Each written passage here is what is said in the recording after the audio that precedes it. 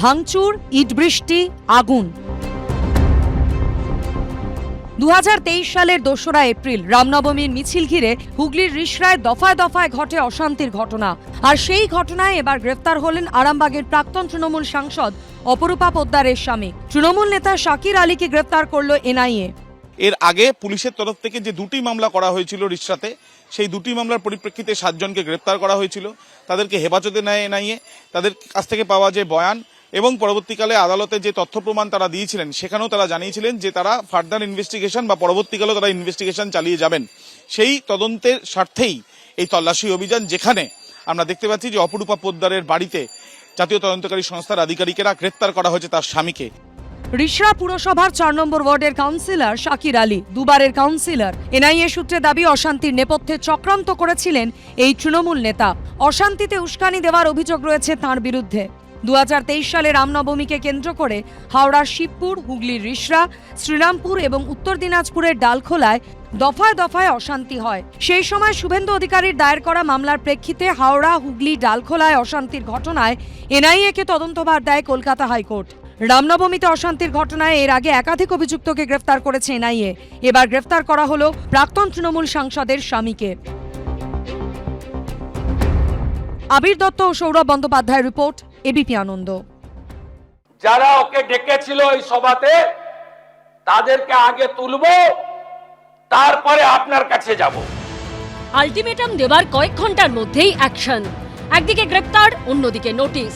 হুমায়ুন কবিরকে উস্কানিমূলক মন্তব্যের প্রেক্ষিতে সোমবার বিধানসভা থেকে কড়া বার্তা দেন মুখ্যমন্ত্রী শুভেন্দু অধিকারী। উস্কানিমূলক মন্তব্যের ঘটনায় এফআইআর দায়ের হয়েছিল আগেই। মঙ্গলবার নওদার এজিইউপি বিধায়ককে নোটিশ দিতে তার বাড়িতে পৌঁছে গেল পুলিশ। গ্রেপ্তার করা হলো সভার আয়োজকদের। আর তারপরে কার্যত সুর নরম করলেন হুমায়ুন কবির।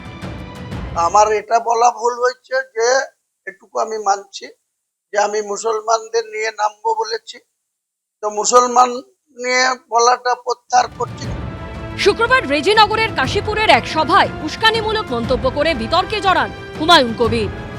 আমি যেদিন ময়দানে মুসলমানদের নিয়ে নেমে যাব না, সেদিন এমন সাটা ভাঙা মাছ শুরু করব যে আপনাদের পতাকা বহন করার লোক থাকবে না। এর আগে 8ই মে শক্তিপুরের একটি কর্মী সভা থেকেও পুলিশকে হুঁশিয়ারি দেন তিনি। এই শক্তিপুরের ওসিকে হচ্ছে মানুষের বাচ্চা না, একদম হারামখোর, একদম বেঈমান, একদম সাম্প্রদায়িক লোক। এই দুটি ঘটনায় আগেই দাঙ্গা, জনসমক্ষে অশ্লীল শব্দ বলা, সরকারি কর্মীকে দায়িত্ব পালনে বাধা, উস্কানিমূলক মন্তব্য করার মতো জামিন অযোগ্য সহ একাধিক ধারায় এফআইআর দায়ের করে পুলিশ। এই মামলায় মঙ্গলবার অর্থাৎ 3রা জুলাই শক্তিপুর থানায় এবং পরের দিন অর্থাৎ 4ঠা জুলাই রেজিনগর থানায় হুমায়ুন কবিরকে হাজির হতে বলে নোটিশ দিল পুলিশ। নোটিশ দিয়েছে, আজকে তো 30 তারিখ, 3 তারিখ আসুক, তখন কি করব তার প্রশ্নের উত্তর। সোমবারই হুমায়ুন কবিরের মন্তব্য নিয়ে বিধানসভায় হুঁশিয়ারি দেন মুখ্যমন্ত্রী। জানাব, সময় এসেছে এই ধরনের লোককে সবক শেখানোর। এরপর সোমবার রাত থেকেই ধরপাকড় শুরু করে পুলিশ। আমজনতা পার্টির ব্লক সভাপতি, অঞ্চল সভাপতি ও কর্মী মিলিয়ে 3 জনকে গ্রেপ্তার করা হয়। গ্রেপ্তার করা হলো কেন? গ্রেপ্তার অর্গানাইজেশন করেছে একটা মিটিং, সেজন্য গ্রেপ্তার করা হয়েছে। ঠিক আছে, এটা আইন না দেশ, আইনের শাসন চলছে। হুমায়ুন কবিরের যারা আয়োজক 2 জনকে গ্রেফতার করা হয়েছে। কালকে মুখ্যমন্ত্রী বলেছেন যে এবার ওনার পালা। হুমায়ুনের এটা বোঝা উচিত যে পশ্চিমবঙ্গে বাবরের সরকার নেই। সব মিলিয়ে উত্তেজনার পারও চড়ছে।